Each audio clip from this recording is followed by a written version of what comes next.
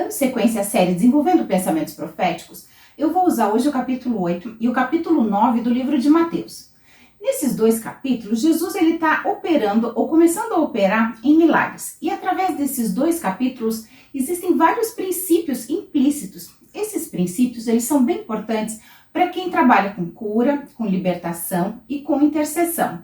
Mas também nessa passagem, tem algumas formas que Jesus ele vai falar e que ele se mostra em sonho. Então, no decorrer dessa passagem, a gente vai ver sobre alguns princípios, sobre cura e libertação, e a gente vai também ver quais as formas que Jesus se mostra em sonho. Eu já falei em outros vídeos que muitas vezes Deus ou Jesus, ele usa a imagem de pessoas que nós admiramos e que nós amamos para se mostrar a nós em sonho. Então, ele usa desse recurso de usar a imagem dessas pessoas, mas essas pessoas que nós amamos, elas estão representando o próprio Deus ou a Jesus Cristo. Mas aqui nesse texto a gente vai ver que Jesus também, em sonho, muitas vezes se mostra usando a imagem de alguém que de alguma forma vai trazer algo que a gente está precisando. O capítulo 8 já vai começar dizendo que Jesus desceu do monte. E aqui no canal eu tenho um vídeo explicando o significado de monte e de montanha. Mas dentro desse contexto, aqui, nessa situação que Jesus está vivendo, o significado desse monte é que Jesus, ele entrou na presença de Deus, ele ficou um período na presença de Deus e ele se preparou para começar a trabalhar, para começar a operar em um dos seus chamados, ou operar dentro daquilo que ele tinha que fazer, que ele vai começar a operar em curas, em milagres e em maravilhas. Então tenha isso em mente, que todo um contexto ele é essencial para a gente interpretar os nossos sonhos, mas que dentro das circunstâncias Jesus desce do monte, ou seja, ele está saindo da presença de Deus, ele passou por todo um processo de preparação, onde você tem que estar cheio da presença de Deus, do direcionamento dele, para então começar a operar dentro de cura, de libertação, ou daquilo que Deus está te direcionando para fazer. Mas antes da gente dar continuação a esse vídeo, eu te convido a se inscrever no canal, se ainda não é inscrito, acionar o sininho das notificações, deixar o seu like ou o seu dislike, e caso tenha uma dúvida, faça um comentário.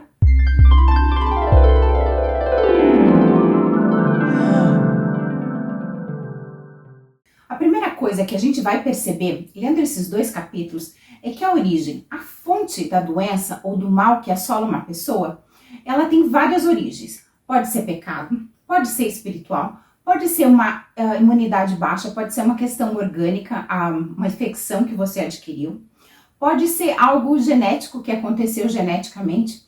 Então, assim, é bem importante que você não analise tudo como sendo espiritual, nem tudo é demônio, nem tudo é culpa do pecado, nem tudo é genético. Então, assim, você precisa analisar e ser direcionada por Deus, se você tem esse chamado nessa área, para que você entenda qual é a fonte do problema, porque Jesus, quando ele ia fazer a cura, ele se direcionava ao problema, à raiz do problema, para que a pessoa fosse liberta.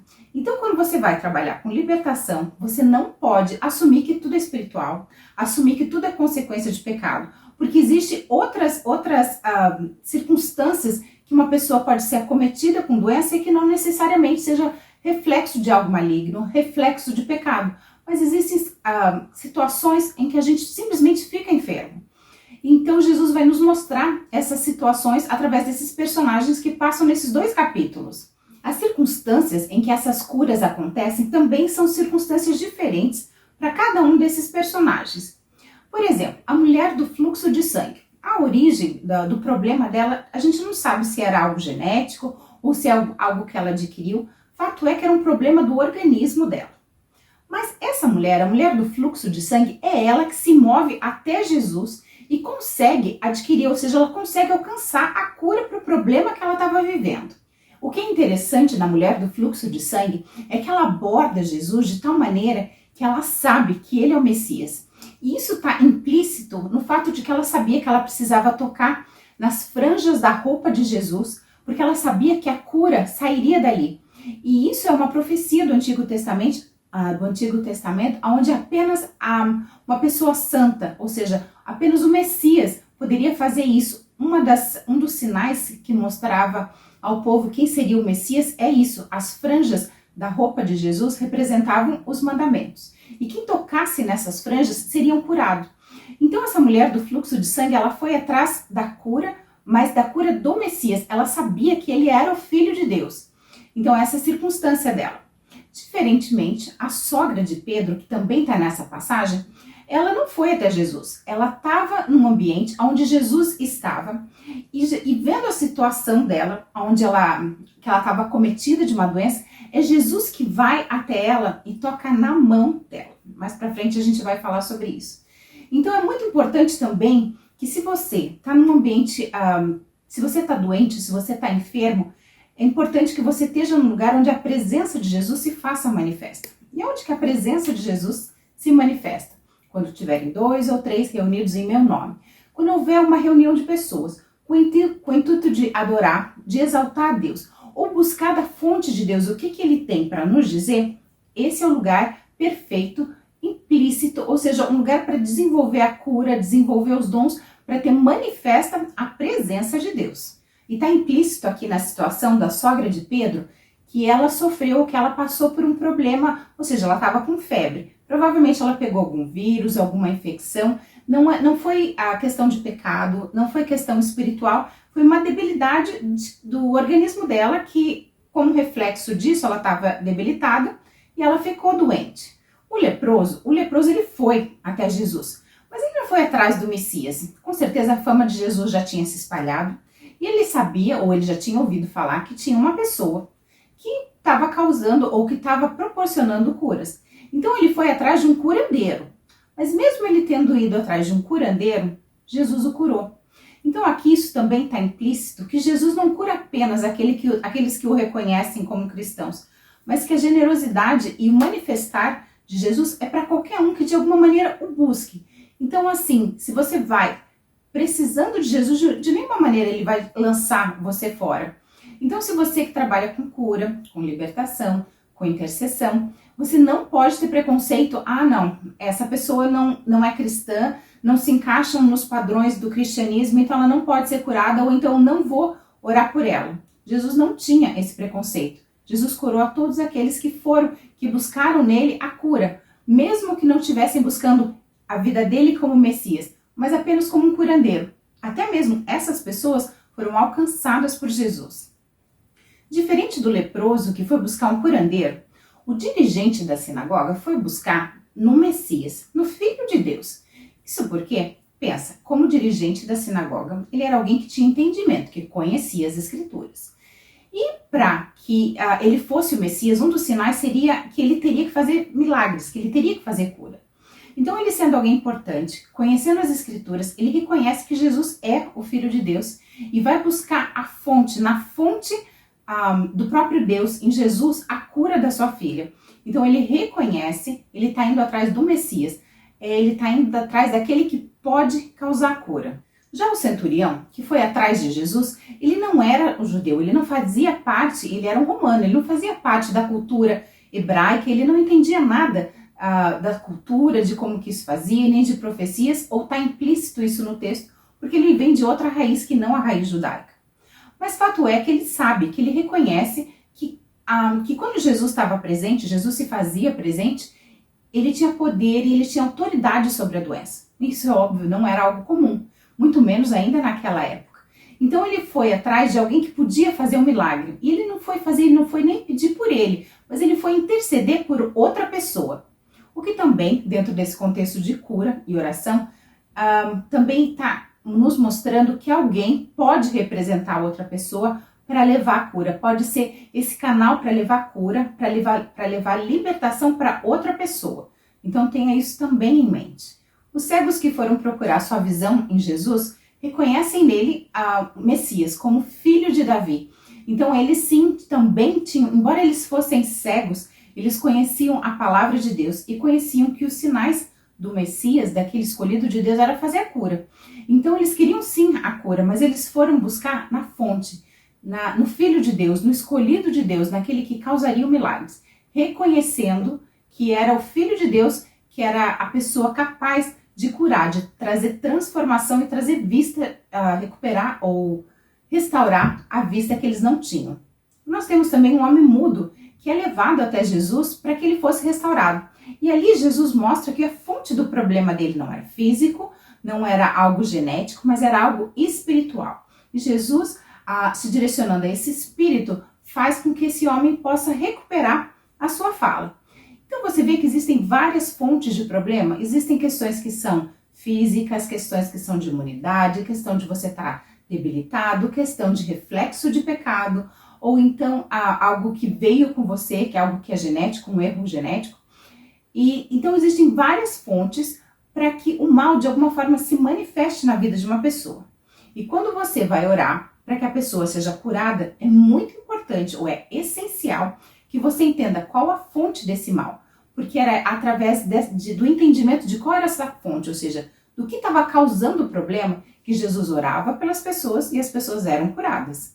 Então a gente consegue entender aqui com esses exemplos é que o ambiente onde acontecia a cura era um ambiente aleatório, que as pessoas que Jesus curava não eram pessoas que se encaixavam no padrão crentez, mas que qualquer um que vinha até ele sim se dispunha a curar, ainda que a pessoa não tivesse o entendimento e nem sequer tivesse o interesse de tentar conhecê-lo, porque muitas das pessoas que Jesus curou simplesmente foram embora e não quiseram nem saber o nome dele. Então, assim, quando você for orar por alguém, não tenha preconceito. Jesus salvou judeus e não judeus, Jesus curou muita gente e não perguntava para eles, você quer aceitar Jesus ou você não quer aceitar Jesus?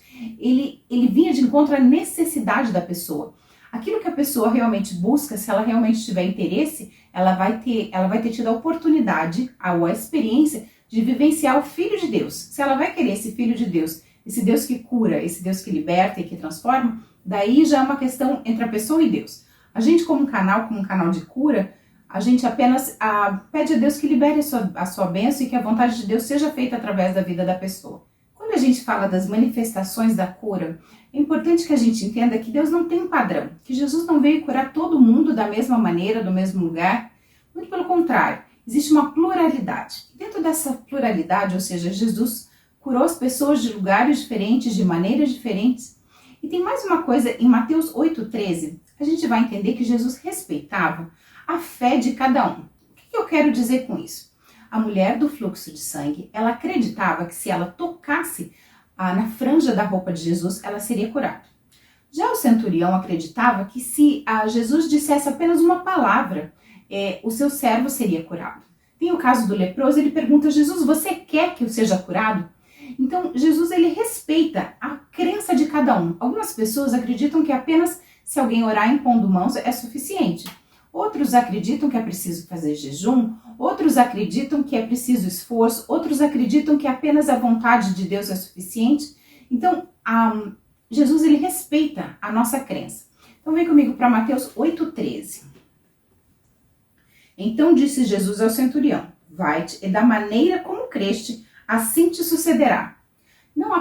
Então veja que não apenas a maneira como o centurião cria foi como aconteceu, mas cada um que buscou a sua cura em Jesus Cristo, ele teve a sua cura respondida conforme a fé, conforme a maneira que essa pessoa acreditava que o milagre deveria se manifestar.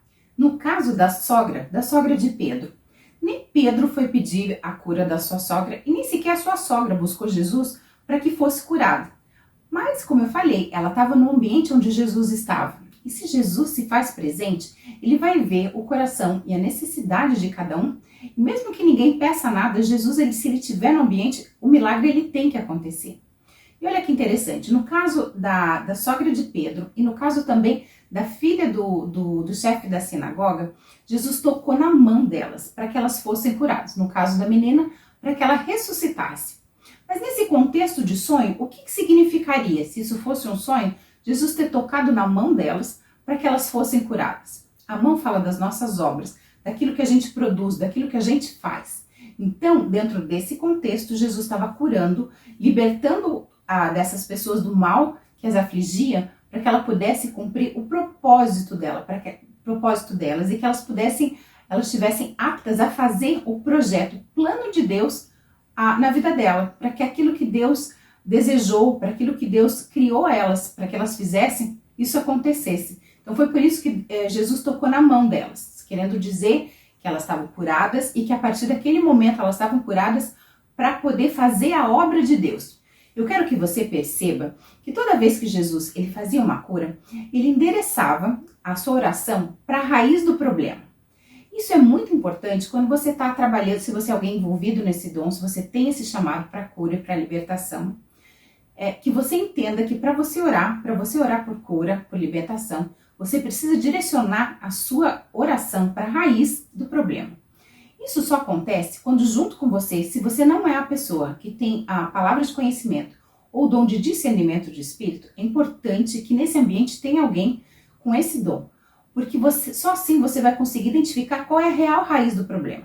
Porque pensa comigo, o que adianta você orar expulsando o espírito para alguém que está doente porque está com a imunidade baixa? Que pegou uma doença porque está vulnerável fisicamente?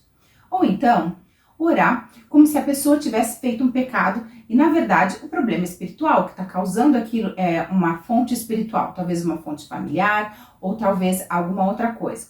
Mas então é essencial que você, quando for trabalhar com cura, com libertação, que você busque por esse dom da palavra de conhecimento ou discernimento de espíritos, que vai te mostrar ou vai te direcionar, na hora que você for fazer essa oração de cura ou de libertação, qual é a fonte do problema. Então, se você quer ser bem efetivo nessa área, é essencial que esses dons ou que essa habilidade, ela ande junto com essa palavra de conhecimento e com o discernimento de espírito. Isso para que o mover de Deus possa ser efetivo e que você consiga endereçar exatamente a raiz do problema. O que está causando aquela enfermidade? Eu não sei você, mas por anos eu me perguntei, quando estudando as curas de Jesus, eu me perguntava, por qual motivo algumas pessoas são curadas e Jesus simplesmente fala para elas ir embora? E outras pessoas, Jesus falava que elas fizessem o cumprimento da lei, ou seja, fazer oferta pela cura. Aquilo para mim não fazia o menor sentido. A pessoa tem ou não tem que cumprir a lei? A pessoa precisa ou não precisa fazer o sacrifício? E alguns anos estudando a mecânica dessas curas, eu consegui entender, dentro das escrituras, que todas aquelas pessoas que reconheciam que Jesus era o Messias, Jesus não pediam para elas que elas fizessem um sacrifício. Ou então quando Jesus, como foi o caso do leproso, que vieram até ele e eles não reconheceram que Jesus era o Messias, mas Jesus se apresentou como Messias. Então a eles também não foi exigido o sacrifício da lei pela cura. Tá, mas por quê? Por que então que quem reconhecia que Jesus era o Messias não precisava fazer o sacrifício, mas que quem estava buscando nele um curandeiro, que não entendia que ele era o Messias, essas pessoas sim tinham que fazer o cumprimento da lei? Qual a razão disso? A finalidade da lei, como diz as Escrituras, o fim da lei é Cristo. Isso quer dizer que a finalidade da lei, de tudo aquilo que, aquelas ordenanças, aqueles ensinamentos que Deus nos deixou, era para mostrar, para apontar quem seria o Messias. Pensa comigo, no Antigo Testamento tem alguns casos isolados de milagres, mas não existia de maneira constante pessoas que voltavam a viver, ou então pessoas que tinham nascido coxas e tinham seus pés ou as suas mãos restaurados, ou então cegos de nascença que voltavam a ver. Então o que acontece? É que essas leis tinham como finalidade apontar quem era o Messias, porque o Messias era alguém que as Escrituras falavam que tinha que fazer esses milagres. Ele ia fazer esses efeitos, essas situações, essas curas, e isso ia mostrar que ele é o Messias. Então o que está acontecendo aqui é que toda a lei, ela está mostrando quem era o Messias. Isso porque existiam todas essas ofertas de cura. Agora pense comigo, quantas pessoas ou quantos leprosos tinham curados no Antigo Testamento? Que iam até o templo fazer essa oferta? Quantas pessoas mortas que tinham revivido e que iam até a sinagoga, até o templo, para fazer a oferta, para testificar de que ele sim tinha sido curado? Isso não era algo comum. Então, nessas leis estava implícito que quando as pessoas começassem a buscar os sacerdotes e começar a fazer a oferta pela cura, através das manifestações que aconteceram com a vida delas, isso passassem a ser constante, esses seriam os sinais que apontariam quem é o Messias, que o Messias se fazia presente. Então tudo isso está mostrando todas essas curas e toda essa lei era para testemunho. E a gente vê isso em Mateus 8,4. Em seguida disse-lhe Jesus, veja que não digas isso a ninguém, Mas segue, mostra o teu corpo ao sacerdote e faze a oferta que Moisés ordenou para que sirva de testemunho. Ou seja, para que sirva de testemunho, ou seja, para que seja a comprovação para os sacerdotes de que o Messias, o Filho de Deus, se faz presente. Os milagres, eles estão se cumprindo, ou seja, ele está fazendo a cura. O Messias, o Filho, o escolhido de Deus, ele está presente. E esse era o objetivo das ofertas, e que essas ofertas praticamente não existiam no Antigo Testamento, porque isso não era algo constante. Mas agora com Cristo, várias pessoas vão buscar o sacerdote, vão buscar o templo para fazer essa oferta. Isso era a prova, isso era o testemunho que Jesus era o verdadeiro Messias. Então, exatamente por isso, que quem não cria que ele era o Filho de Deus, o escolhido, essas pessoas eram as que precisavam fazer o sacrifício. Já as pessoas que buscavam em Jesus como Messias, que tinham o entendimento de que ele sim era o Messias, porque apenas o Messias poderia fazer essas maravilhas que estavam acontecendo, essas pessoas entendiam que a finalidade da lei ela já existia, ela tinha se materializado, que Jesus era a lei materializada diante deles. Então que não havia mais a necessidade desses sacrifícios, porque Jesus, o Messias, já estava manifesto, ele já existia. E aqui a gente começa a parte que explica como é que Jesus se manifesta em sonho. Que muitas vezes Jesus vai usar em sonho a imagem de alguém que a gente precisa. Para que as pessoas soubessem quem seria o Messias, existiam alguns requisitos, na verdade vários requisitos, para apontar quem era o Messias, o escolhido de Deus. Para que quando ele aparecesse, as pessoas tivessem segurança, certeza de que ele sim era o Filho de Deus, o escolhido. Por exemplo, um dos sinais era de que ele teria que ressuscitar uma pessoa morta, que ele teria que dar vista a um cego de nascença, que ele teria que fazer sinais e maravilhas. Para que eles soubessem que o tal Messias, ou que tal candidato ao Messias, era realmente aquela pessoa, existiam certos sinais que eles tinham que cumprir. E Jesus cumpria esses sinais. Mas o que acontece? A Bíblia descreve o Messias, antes de Jesus chegar, de duas maneiras. Ela descreve a Bíblia como servo sofredor. Servo sofredor é chamado no original como filho de José do Egito. Aquele que sofre, aquele que se doa, aquele que paga o preço no lugar das outras pessoas.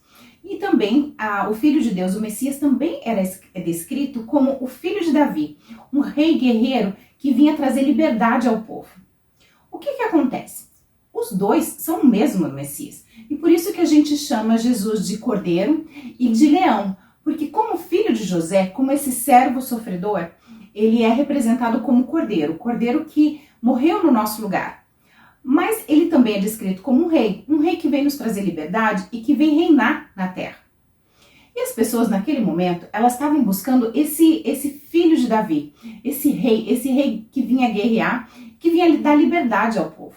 Só que não era isso que o povo realmente precisava. Eles estavam precisando de cura interior, de cura na sua alma, para entender realmente qual era o caráter de Deus. E como eles esperavam? Um rei, um guerreiro forte e que fosse direcionar o povo. E Jesus veio como um cordeiro, como um servo sofredor. Eles não reconheceram em Jesus o Messias. Ainda que os sinais na vida dele se cumprissem de forma a mostrar, a apontar e provar que ele sim é o Filho de Deus, ele não era o Deus que eles estavam esperando. Eles estavam esperando a outra versão de Jesus Cristo. E por isso que ele veio como cordeiro, mas ele vai voltar como rei. Mas naquele momento eles precisavam dessa cura, dessa transformação. E foi dessa forma que Jesus se apresentou a eles. Se apresentou a eles como Jesus, filho de José. E não como Jesus, filho de Davi. E olha que interessante, o pai de Jesus, pai carnal de Jesus era José. Mostrando que Jesus estava se apresentando a eles como esse servo sofredor.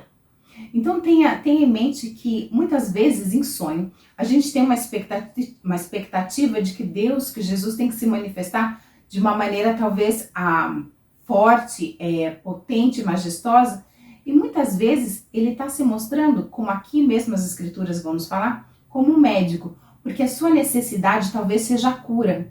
Talvez como alguém que te está dando alimento, porque você precisa ser alimentado, a sua alma, o seu espírito, o seu conhecimento talvez precisa ser alimentado. Então tenha em mente que quando você sonhar com qualquer pessoa, não tenha uma imagem pré-concebida de quem pode representar ou quem pode estar representando Jesus no seu sonho. porque ele não tem o menor pudor em se apresentar de maneira que muitas vezes não se encaixa nas nossas expectativas. Aqui nesses 2 capítulos, Jesus ele está se apresentando como médico, como noivo, como um pastor de ovelhas.